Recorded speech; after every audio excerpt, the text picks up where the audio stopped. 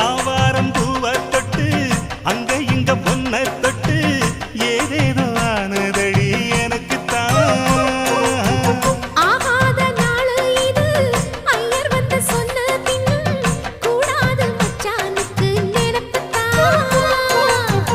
தொண்டக்குழி வத்தி போச்சு தாகந்தான் தாகந்தான் சமக்கொழி குவுதடி வா.